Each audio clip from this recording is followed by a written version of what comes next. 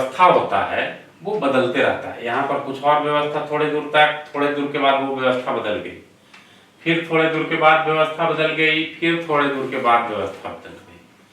तो अक्रिस्टलीय ठोस में घटक कणों का व्यवस्था थोड़े थोड़े अंतराल पर बदलते रहता है, इसलिए इसको हम लोग बोलते हैं शॉर्ट रेंज ऑर्डर, लघु परासी व्यवस्था। थोड़े थोड़े अंतराल पर व्यवस्था बदलते रहती है। तो पांचवा क्या, इनमें लघु परासी व्यवस्था होती है, इनमें लघु परासी व्यवस्था होती है, यानी शॉर्ट रेंज ऑर्डर। लेकिन क्रिस्टलीय ठोस में जैसा व्यवस्था यहां पर वैसा यहां पर, पूरे ठोस में एक जैसा व्यवस्था, माने खूब लंबा दूरी तक एक जैसा व्यवस्था, इसको लॉन्ग रेंज ऑर्डर यानी दीर्घ परासी व्यवस्था होता है। किसमें? क्रिस्टलीय ठोस में। तो क्रिस्टलीय ठोस में क्या हो गया, इनमें दीर्घ परासी व्यवस्था होते हैं, दीर्घ परासी व्यवस्था होते हैं, लॉन्ग रेंज ऑर्डर।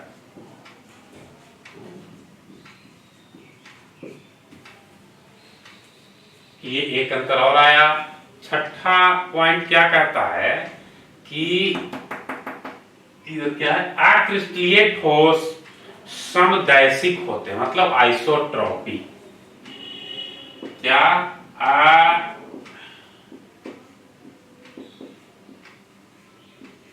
अक्रिस्टलीय ठोस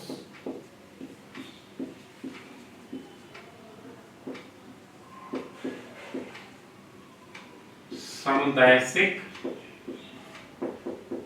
होते हैं। समदैशिक यानी आइसोट्रॉपिक, और क्रिस्टलीय ठोस विषमदैशिक होते हैं, यानी एनाइसोट्रॉपिक। क्या कह रहा है?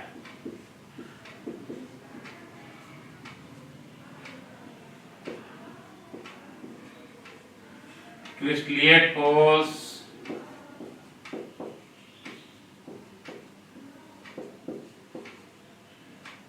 विषमदैशिक होते हैं। विषमदैशिक को हम लोग एनाइसोट्रॉपिक भी कह सकते हैं। ये 6 अंतर हम लोग को ध्यान रखना है। एक मुख्य अंतर है, लिखने की जरूरत नहीं है, मैं बता देता हूं कि अगर अक्रिस्टलीय ठोस को धारदार चाकू से काटते हैं तो 2 पार्ट में कटेगा, लेकिन जो 2 पार्ट 2 भाग मिलेगा वो खुरदुरा होगा, खुरदुरा होगा। और क्रिस्टलीय ठोस को अगर धारदार चाकू से आप काटिएगा तो 2 पार्ट में बनेगा और ये स्मूथ होगा, खुरदुरा नहीं होगा, स्मूथ होगा, प्लेन होगा, है ना। तो ये काटने वाला था चाकू। अब हम लोग को समझना है कि समदैशिक और विषमदैशिक क्या होते हैं। समदैशिक का मतलब होता है किसी भी भौतिक गुण का मान हर दिशा में समान होता है। समदैशिक मतलब कोई भी भौतिक गुण हर एक दिशा में, हर एक डायरेक्शन में सेम होता है, समान होता है। तो देख लेते हैं सबसे पहले क्या,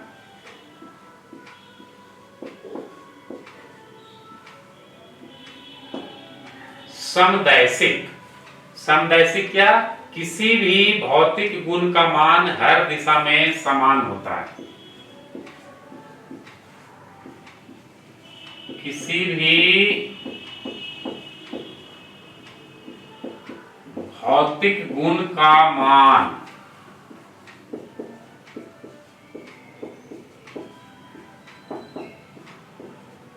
हर दिशा में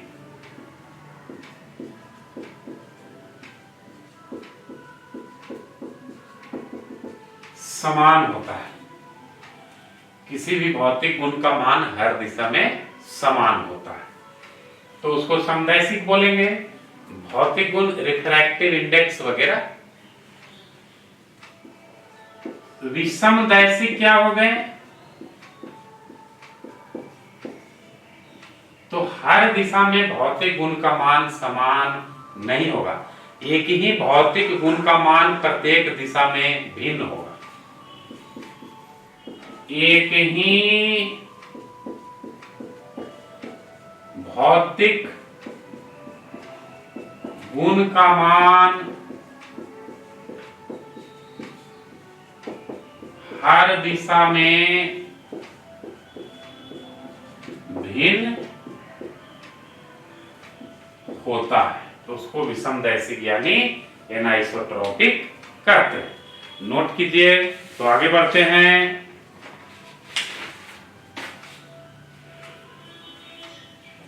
नोट कर लीजिए।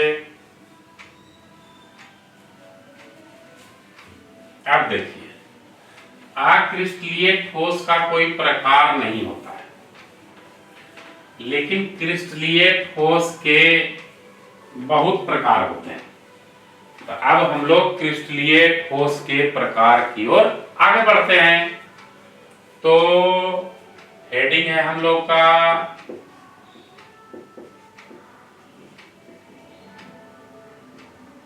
क्रिस्टलीय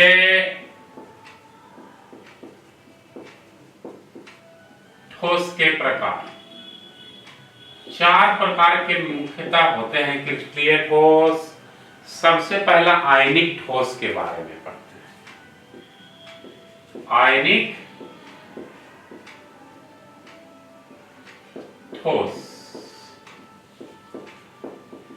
आयनिक ठोस को हम लोग आयनिक सॉलिड भी कहेंगे। अब बात है कि आयनिक ठोस क्या होता है। तो ऐसा ठोस जिसमें धन आयन और ऋण आयन नियमित रूप से व्यवस्थित होते हैं। आयनिक ठोस में धन आयन माने पॉजिटिव चार्ज वाला और निगेटिव चार्ज वाला ऋण आयन नियमित रूप से व्यवस्थित होते हैं। मतलब कोई भी ऐसा ठोस जिसमें धन आयन और ऋण आयन होगा उसको आयनिक ठोस कहेंगे। आप ऐसा समझ सकते हैं। और ये आयन विद्युत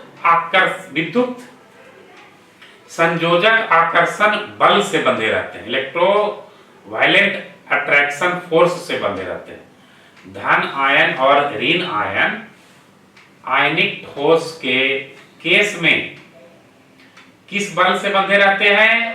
तो विद्युत संयोजक आकर्षण बल से बंधे होते हैं। तो क्या हो गया इसका परिभाषा? इन ठोसों में धन आयन तथा ऋण आयन नियमित रूप से व्यवस्थित होते हैं। क्या हो गया? इन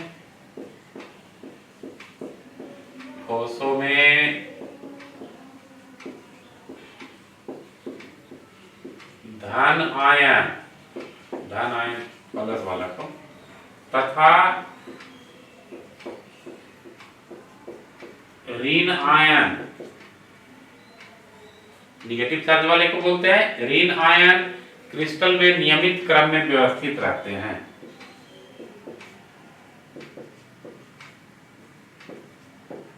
क्रिस्टल में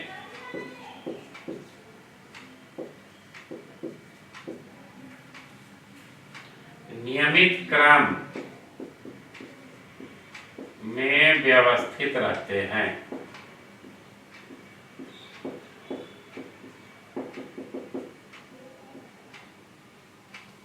और पूरे क्रिस्टल में धन आयन और ऋण आयन के बीच में कौन सा बल लगता है? तो विद्युत संयोजक आकर्षण बल। और ये आयन दोनों तरह का आयन, धन आयन और ऋण आयन, ये आयन आपस में विद्युत संयोजक आकर्षण बल से बंधे होते हैं। संयोजक आकर्षण बल यानी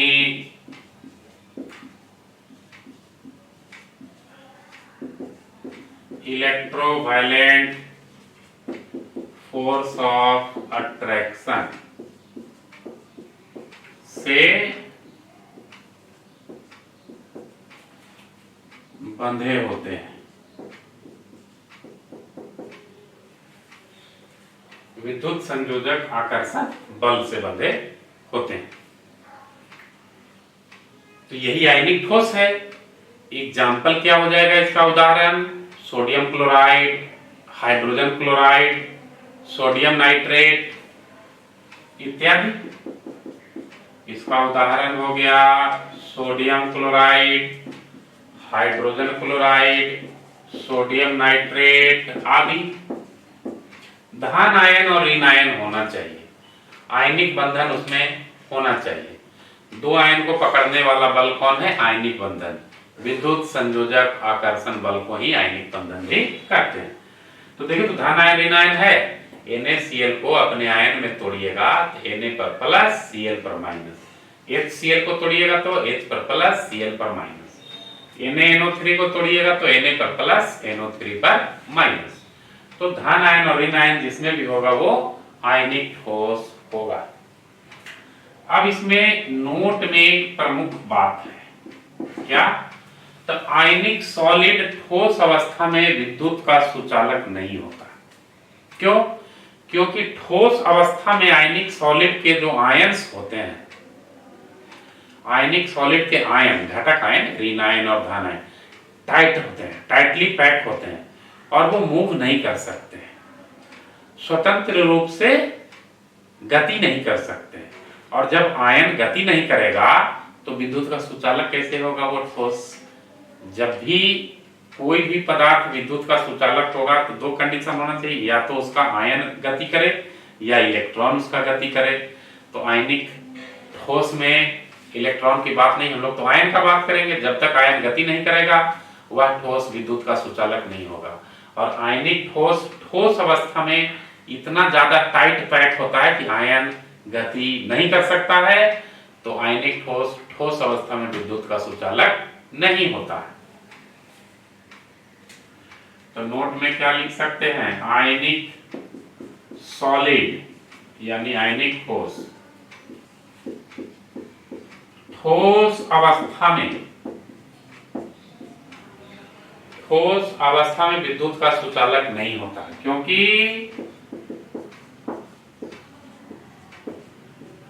विद्युत का सुचालक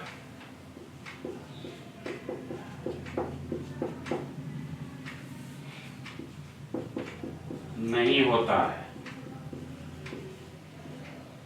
क्योंकि ठोस अवस्था में इनके आयन ज्यादा आकर्षण बल से बंधे होते हैं। क्योंकि ठोस अवस्था में इनके आयन ज्यादा आकर्षण बल से बंधे होते हैं। आकर्षण बल से बंधे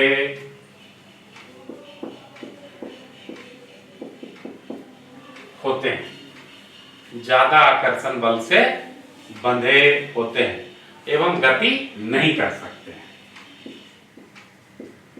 तथा गति नहीं कर सकते। और जब तक गति नहीं करेगा विद्युत का सुचालक नहीं होगा। इसके विपरीत आयनिक सॉलिड अपनी गलित अवस्था में, मोल्टेन फॉर्म में विद्युत का सुचालक होता है, क्योंकि गलित अवस्था में उतना टाइट पैक इसका स्ट्रक्चर नहीं होता है। और जब ज्यादा टाइट पैक नहीं होता आयन मूव कर सकता है, और आयन जब मूव करेगा तो विद्युत का सुचालक होगा। तो क्या कहता है? लेकिन आयनिक सॉलिड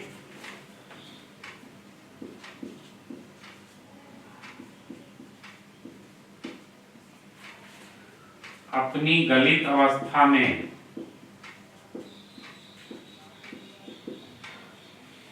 गलित अवस्था में यानी मोल्टेन स्टेट, मोल्टेन फॉर्म में विद्युत का सुचालक होता है। बहुत इंपॉर्टेंट पॉइंट है, विद्युत का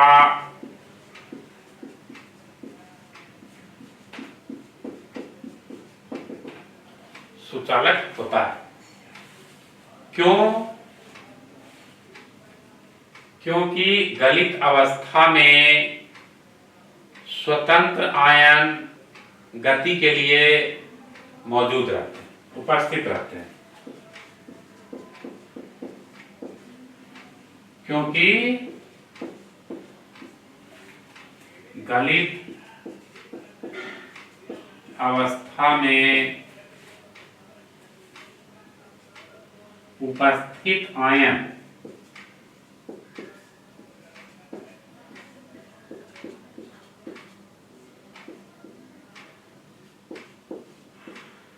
गति करने के लिए स्वतंत्र है, करने के लिए स्वतंत्र है। ठीक है, ये आयनिक ठोस हो गया। इसको नोट कीजिए। तो सह संयोजक अथवा नेटवर्क ठोस की ओर बढ़ते हैं। ये आयनिक ठोस के बारे में हो गया। अब सह संयोजक ठोस के बारे में बात करेंगे। चलिए,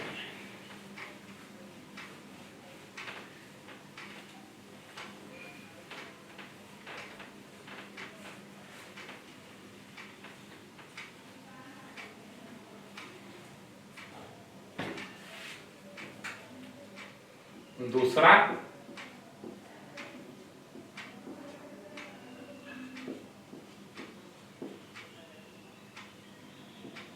सह संयोजक ठोस, या इसी को नेटवर्क ठोस, कोवैलेंट सॉलिड या नेटवर्क सॉलिड, कोवैलेंट सॉलिड और नेटवर्क सॉलिड, सह संयोजक ठोस या नेटवर्क ठोस। दूसरा, इसमें कौन सा बंधन होगा? तो सह संयोजक बंधन होगा, कोवैलेंट बॉन्ड होगा, जो एक एटम दूसरे एटम को पकड़ने में हेल्प करता है। एक एटम दूसरे एटम को अपनी ओर किस बंधन से खींचेगा? सह संयोजक बंधन, कोवैलेंट बॉन्ड। तो इन ठोसों में, संपूर्ण ठोस में सह संयोजक आबंध पाए जाते हैं। क्या बोल सकते हो? इन ठोसों में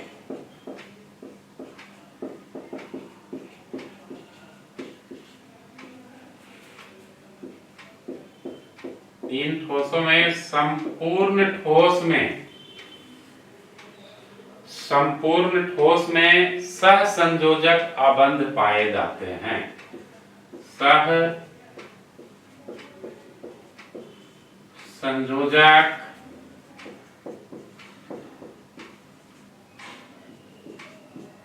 आबंध पाए जाते हैं। सह संयोजक आबंध, कोवैलेंट बॉन्ड। एग्जाम्पल, हीरा, ग्रेफाइट, क्वार्ट्ज। इसका उदाहरण क्या हो जाएगा? सह संयोजक ठोस का उदाहरण हीरा, ग्रेफाइट, क्वार्ट्ज, सिलिकॉन कार्बाइड।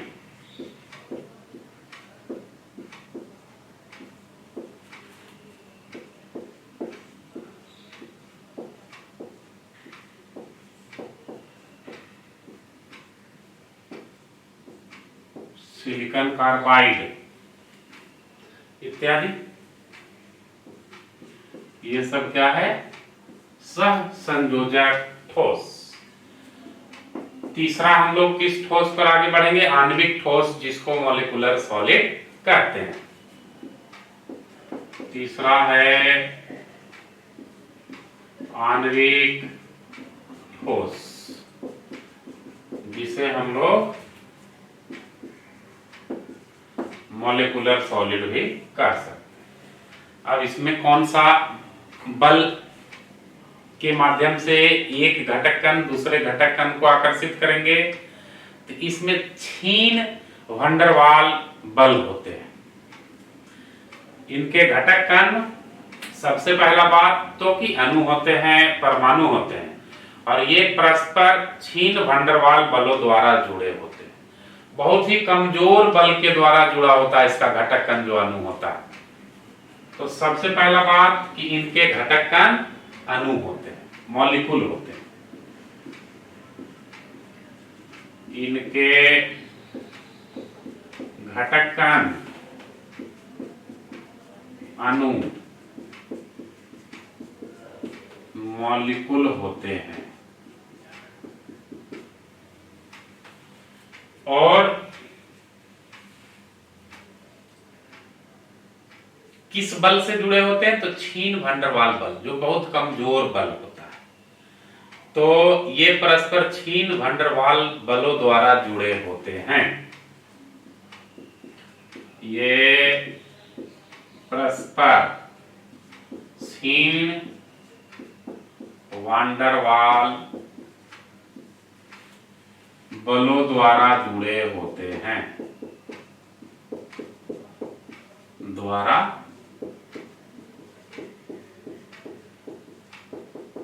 जुड़े होते हैं, छीन वंडरवाल बलों द्वारा। नेक्स्ट, इसका उदाहरण क्या? तो ठोस CO2, वार्फ आयोडीन, और कोई भी निष्क्रिय गैस। ठोस CO2, वार्फ आयोडीन और नोबल गैस। कोई भी नोबल गैस जब ठोस अवस्था में हो तो निष्क्रिय गैस का ठोस अवस्था। तो मैं केवल निष्क्रिय गैस लिख दे रहा हूं, आप समझिएगा, गैस का बात तो हम लोग कर नहीं रहे हैं। तो निष्क्रिय गैस ठोस अवस्था, ये मॉलिक्यूलर सॉलिड हो गया। बहुत कमजोर फोर्स रहता है, कमजोर बल से एक अणु दूसरे अणु को खींचता है।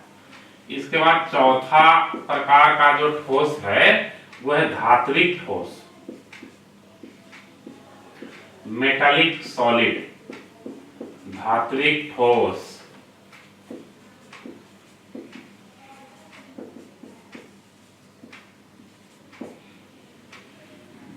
Metallic solid.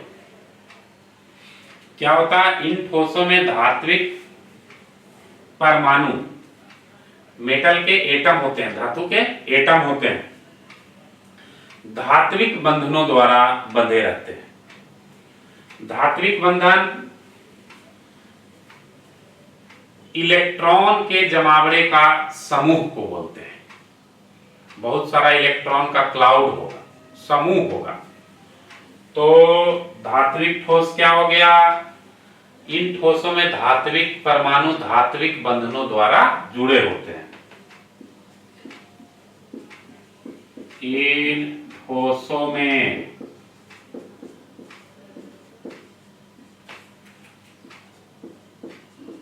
धात्विक परमाणु धात्विक बंधनों द्वारा जुड़े होते हैं।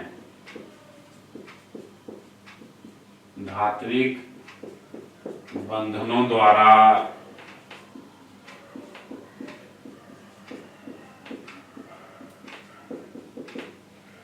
जुड़े होते हैं। इस आबंधन में धात्विक आयन गतिशील इलेक्ट्रॉनों के मंडल में होते हैं। इस आबंधन में धात्विक आयन, मैं लिख देता हूं,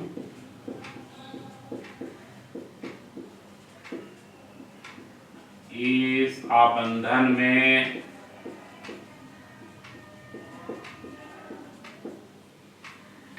धात्विक आयन गतिशील इलेक्ट्रॉनों के मंडल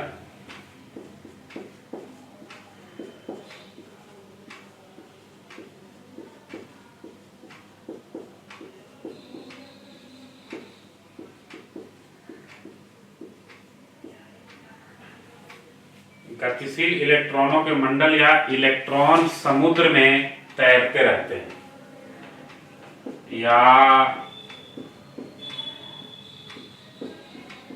इलेक्ट्रॉन समुद्र में तैरते रहते हैं।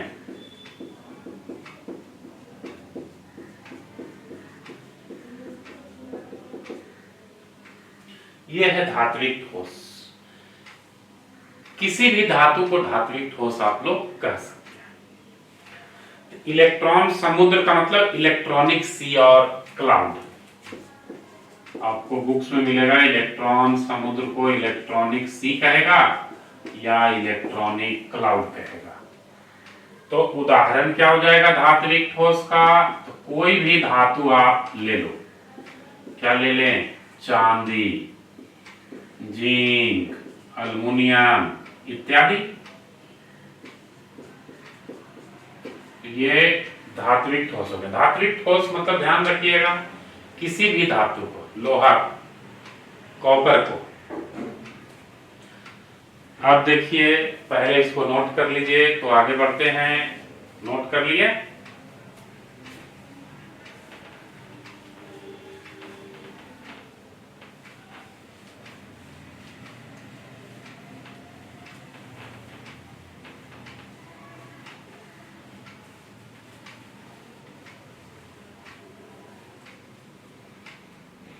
देखिए, आयनिक ठोस क्या देखे थे कि ठोस अवस्था में विद्युत का सुचालक नहीं होता है, लेकिन गलित अवस्था में विद्युत का सुचालक होता है। उसके विपरीत धात्विक ठोस गलित अवस्था और ठोस अवस्था दोनों में विद्युत का सुचालक होता है। क्यों? क्योंकि कोई भी धातु में लास्ट में, अंतिम में स्वतंत्र इलेक्ट्रॉन होते हैं जो गति कर सकते हैं, फ्री इलेक्ट्रॉन होते हैं जो मूव कर सकते हैं। और जब इलेक्ट्रॉन मूव कर गया तो विद्युत का सुचालक ही होगा, मूव नहीं करेगा तो विद्युत का सुचालक नहीं होगा। तो नोट में इस बात को आप नोट कर सकते हैं।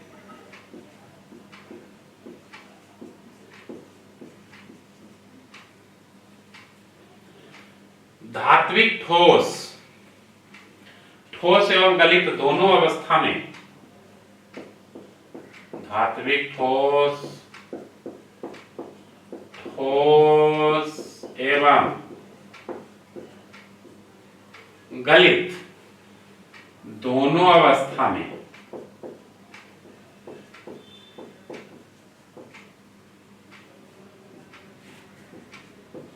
विद्युत का सुचालक होता है।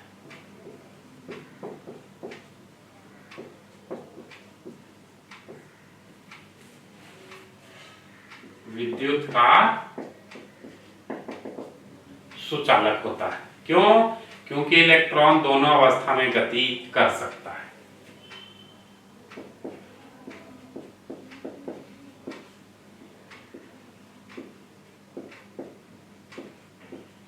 क्योंकि इलेक्ट्रॉन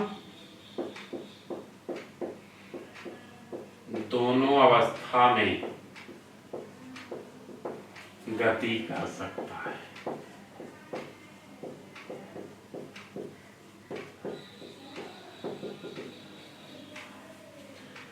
ये प्रकार हो गए क्रिस्टलीय ठोस के। अक्रिस्टलीय ठोस का तो कोई प्रकार होता नहीं है, उदाहरण भी देख लिए।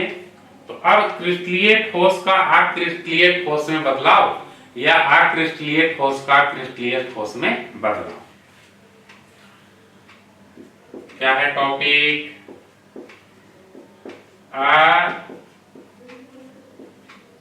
क्रिस्टलीय ठोस का क्रिस्टलीय ठोस में बदलाव।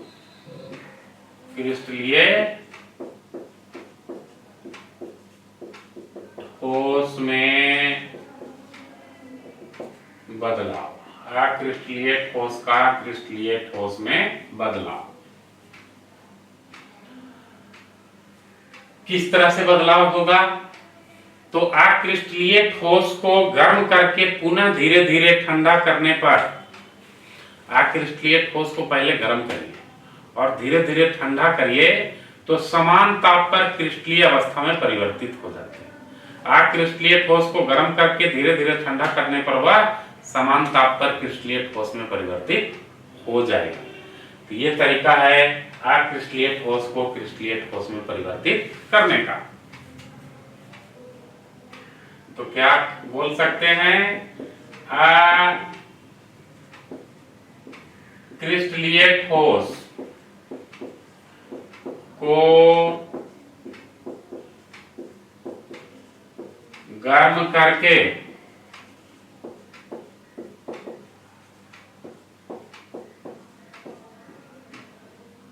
धीरे धीरे ठंडा करने पर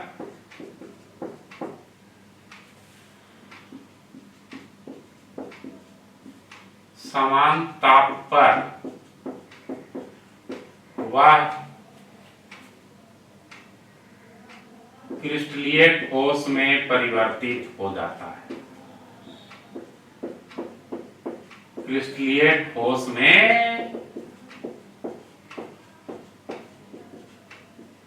परिवर्तित हो जाता है। इसका उदाहरण प्राचीन समय का कांच की वस्तुएं कुछ क्रिस्टलन के कारण वर्तमान में दुधिया हो गई है। यही इसका एग्जाम्पल होगा। प्राचीन समय की कांच की वस्तुएं कुछ क्रिस्टलन के कारण, हिस्टोरिकल मॉन्यूमेंट्स, ऐतिहासिक वस्तुएं का बात कर रहे हैं। प्राचीन काल की कांच की कुछ वस्तुएं इसी प्रोसेस के कारण दुधिया हो गई है। कुछ वस्तुएं क्रिस्टलन के कारण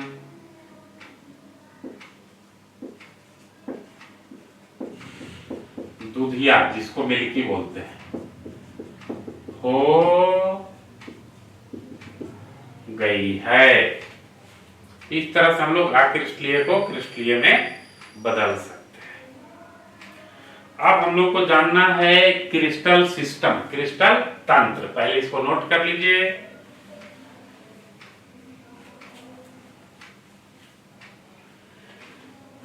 क्रिस्टल सिस्टम, क्रिस्टल तंत्र।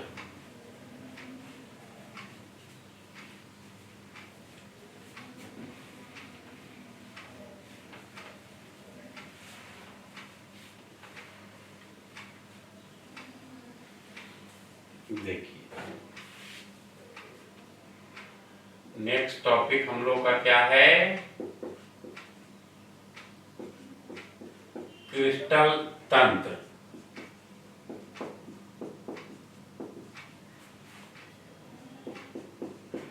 जिसको हम लोग क्रिस्टल सिस्टम कहेंगे।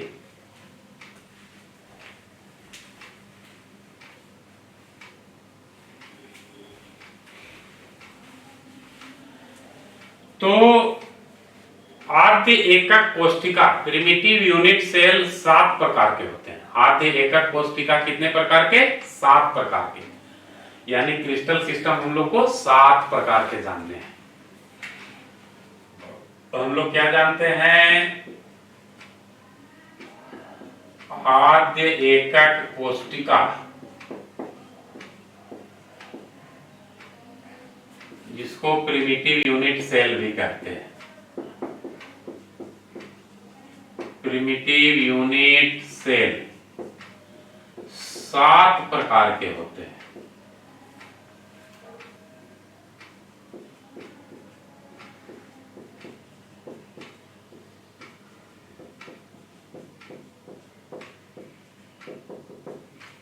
है ना?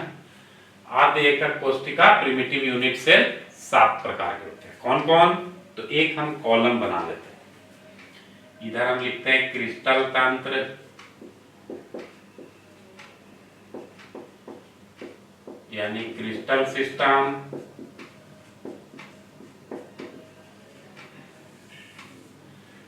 अगला में लिखते हैं कोर लंबाई एज लेंथ के बीच का क्या रिलेशन है। कोर लंबाई भुजा के बीच के रिलेशन का बात करेगा, तो ब्रैकेट में लिख देते हैं एज लेंथ। एज लेंथ के बीच में कोण का रिलेशन करेगा, एंगल का, तो इसके बाद हम कॉलम बना देते हैं एंगल का कोण।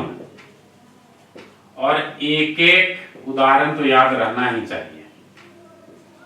इसके बाद उदाहरण, सातों तरह का क्रिस्टल सिस्टम का एक एक उदाहरण हम लोग देखेंगे।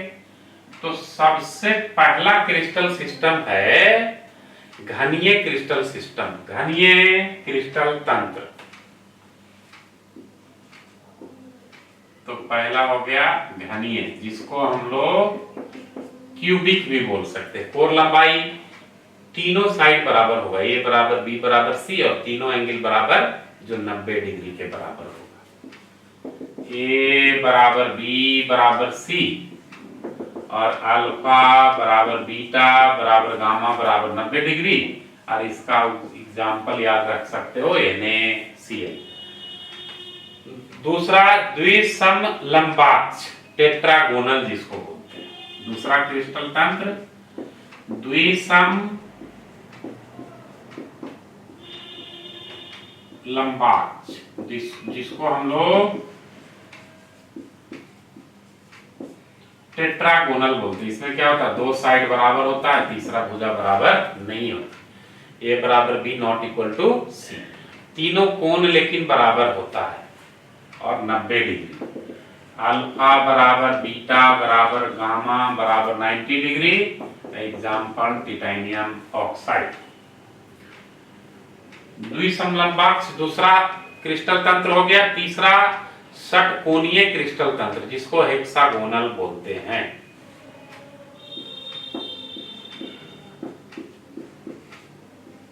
षटकोणीय हेक्सागोनल, तो भुजा के बीच में तो यही रिलेशन होगा, ए बराबर बी नॉट इक्वल टू सी, लेकिन दो एंगल 90 के बराबर और गामा 120 के बराबर। अल्फा और बीटा बराबर 90 डिग्री के, गामा 120 डिग्री के बराबर होंगे। इसका उदाहरण ZnO और CDS। 4 नंबर में विषम लंबाक्ष, जिसको ऑर्थोरोम्बिक बोलते हैं। विषम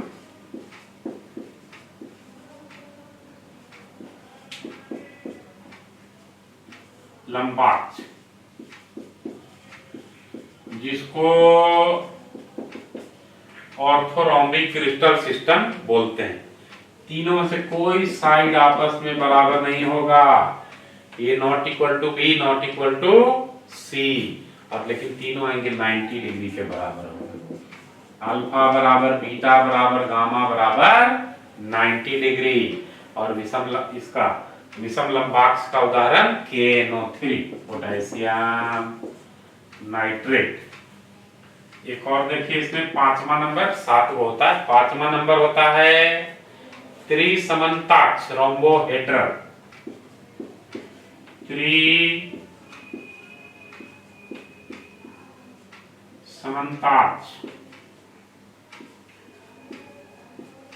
रोम्बोहेड्रल।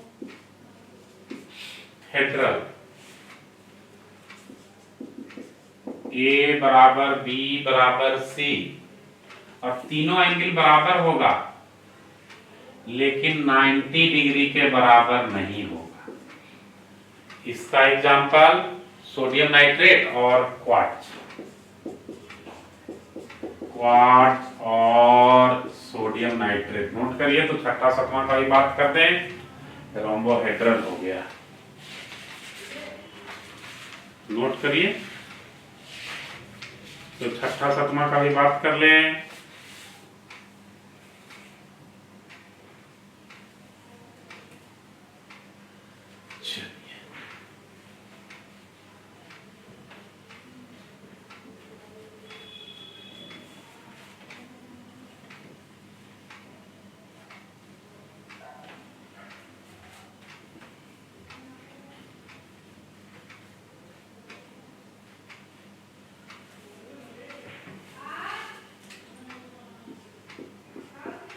छठा नंबर एकंताक्ष, जिसको हम लोग मोनोक्लिनिक क्रिस्टल सिस्टम भी कहेंगे। इसमें तीनों भुजा फिर से आपस में बराबर नहीं होगा, A not equal to B not equal to C. इसमें अल्फा बराबर गामा 90 डिग्री और बीटा 90 डिग्री नहीं होगा। Example KClO3। और सातवां त्रिंताक्ष triclinic,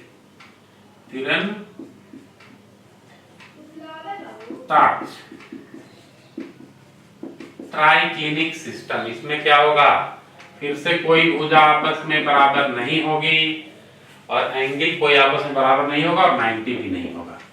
alpha not equal to beta not equal to gamma not equal to 90 degree. इसका एग्जाम्पल CuSO4। ये 7 तरह के क्रिस्टल तंत्र हो गए, नोट कर लीजिए। अब अल्फा बीटा गामा किसको कह रहे हैं, फिगर से हम आपको समझा दें। ये कोई हम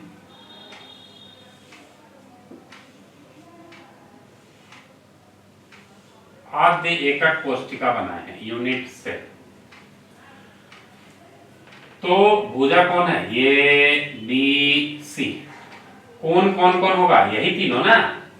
तो हम लोगों ने कंडीशन में इसको अल्फा माना है, इसको बीटा और इसको गामा। तो इसमें कोर लंबाई है ए बी सी, यही है ए बी सी जो अभी तक कंडीशन चल रहा था। और कौन कौन है, तो कौन हम लोगों ने लिया है अल्फा बीटा गामा। नोट कीजिए। तो लैटिस पॉइंट पढ़ेंगे, जालक बिंदु, नोट कर लीजिए।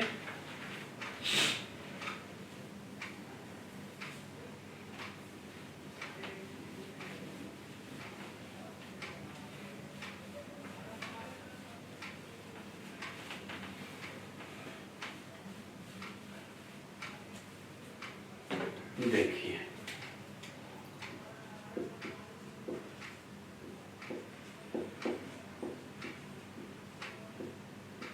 जालक बिंदु, जिसको हम लोग क्या बोलेंगे, लैटिस पॉइंट, या इसी को जालक स्थल लैटिस साइट बोलते हैं।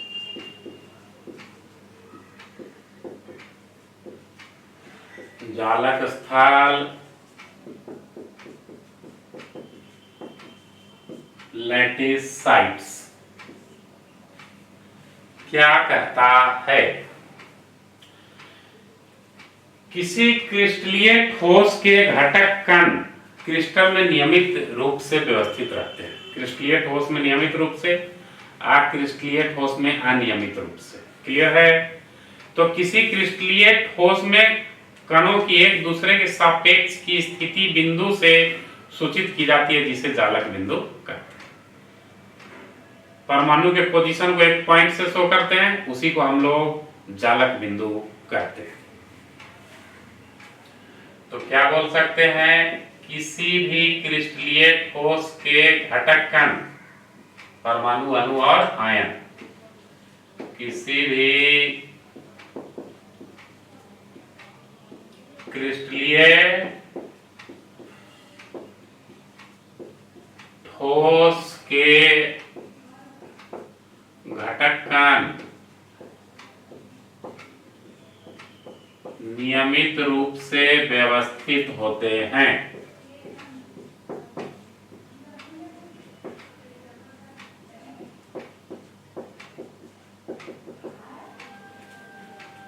नियमित रूप से व्यवस्थित होते हैं। तो किसी क्रिस्टलीय ठोस में कणों की, किसी क्रिस्टलीय ठोस में कणों की एक दूसरे के सापेक्ष स्थिति एक दूसरे की सापेक्ष स्थिति बिंदु, बिंदु पॉइंट को स्थिति बिंदु द्वारा सूचित की जाती है।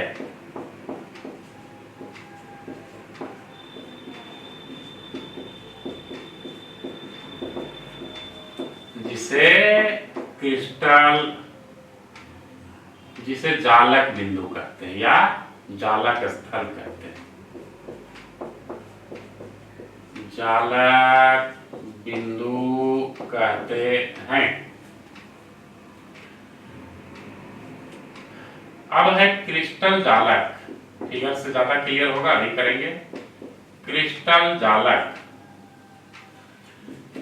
इसको क्या बोलेंगे? क्रिस्टल लैटिस या स्पेस लैटिस या सिंपली लैटिस भी बोल सकते हो। स्पेस लैटिस और लैटिस क्या कहता है? जालक बिंदुओं के नियमित समुच्चय एवं त्रिविमीय व्यवस्था को क्रिस्टल जालक कहते हैं। जालक बिंदु के सेट को क्रिस्टल जालक कहते हैं। जालक बिंदुओं के नियमित समुच्चय, जालक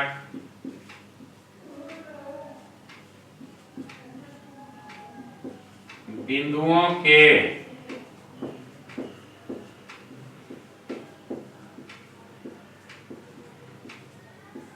नियमित समुच्चय एवं त्रिविमीय व्यवस्था, थ्री डी में ही होना चाहिए, एवं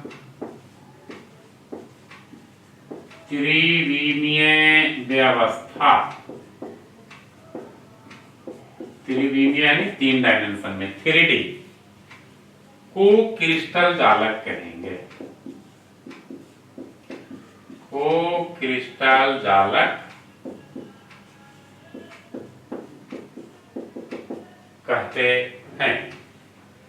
जैसे आप समझिए, कोई यूनिट सेल हम बनाए इस तरह से,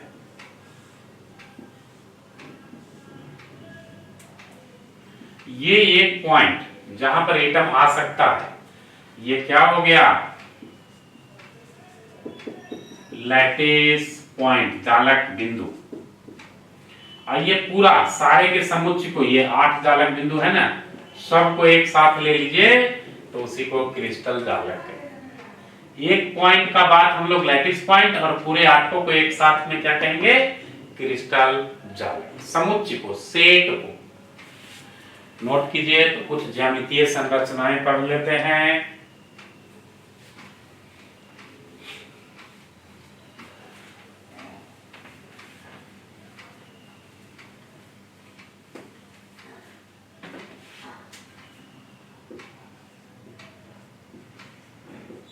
कुछ ज्यामितीय संरचनाएं।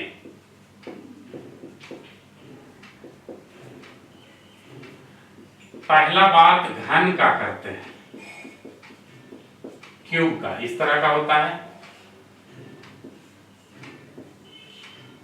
क्यूब का स्ट्रक्चर ऐसा कुछ होता है, इसका कोर लंबाई A, इसका B, इसका C।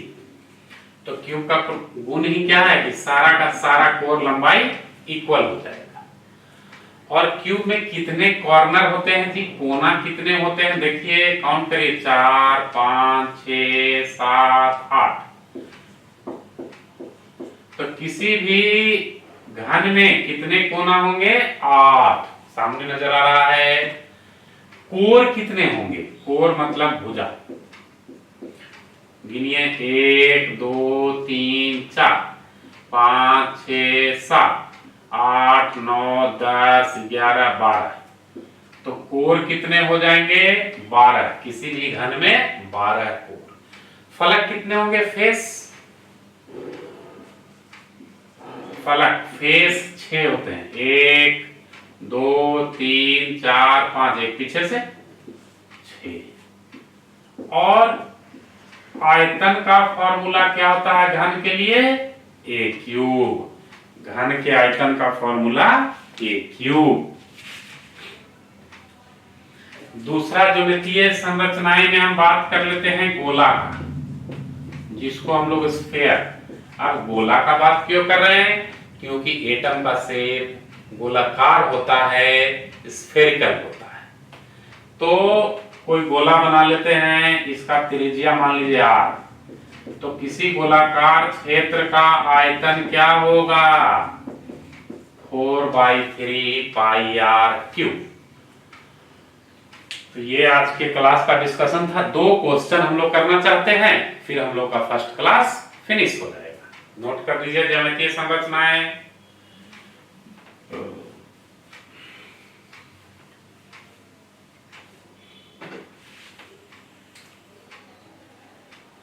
क्वेश्चन है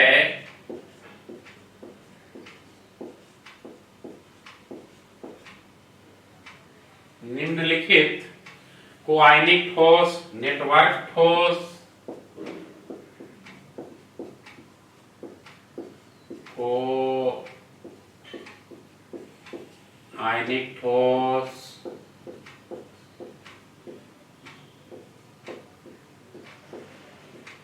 कॉमा नेटवर्क ठोस कॉमा आणविक ठोस तथा धात्विक ठोस।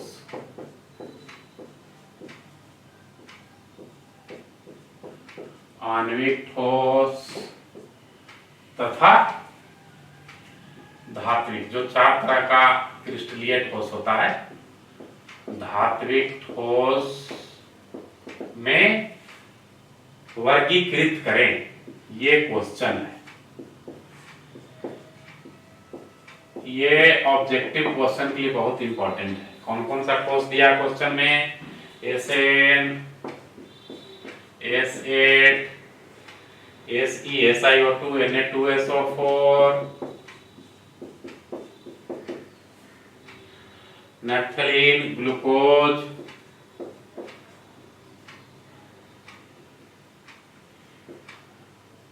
नेफ्थलीन,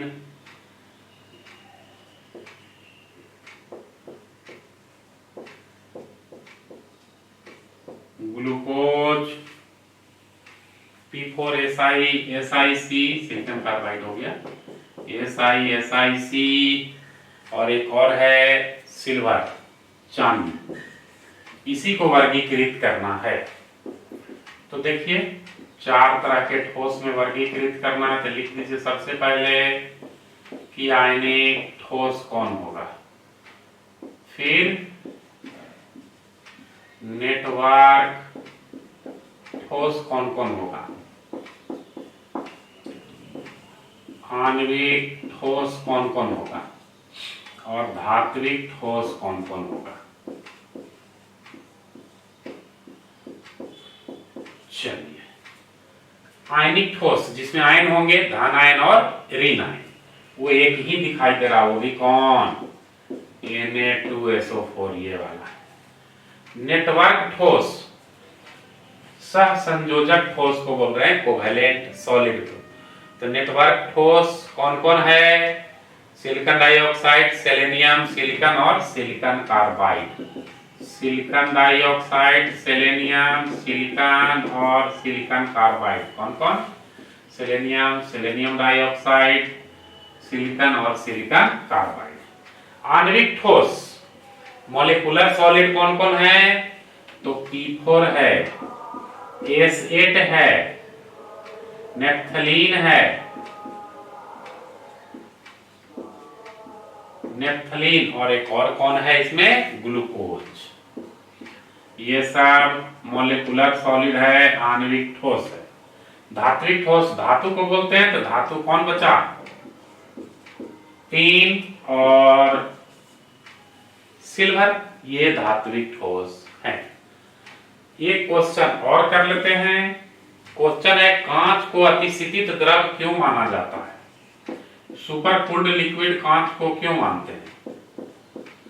कांच को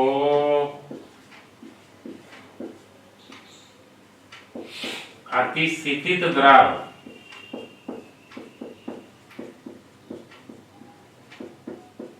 क्यों माना जाता है?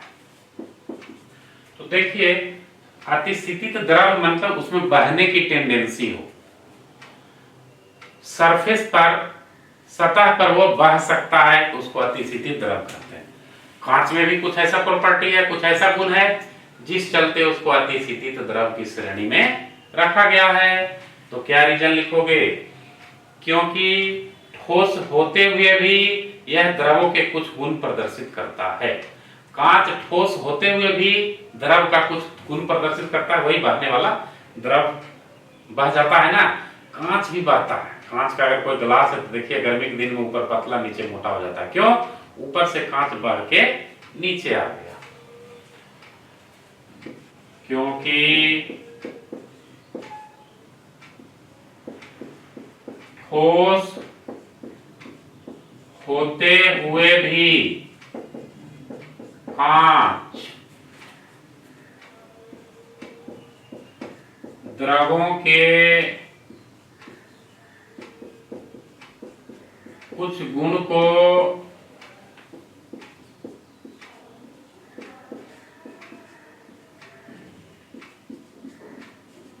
प्रदर्शित करता है। यह तली पर कुछ मोटा होता है, बह के गेट ऊपर से नीचे आएगा तो नीचे ज्यादा मोटा होता है। यह तली पर ज्यादा मोटा होता है। और क्या हो सकते हैं? यह केवल तभी संभव है जब यह अत्यंत मंद गति से द्रवों के समान प्रवाहित हो। यह केवल तभी संभव है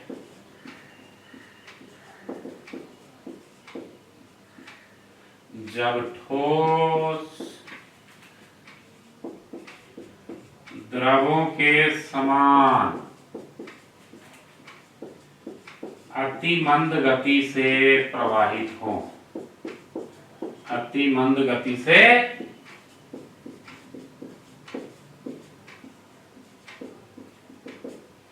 प्रवाहित हो।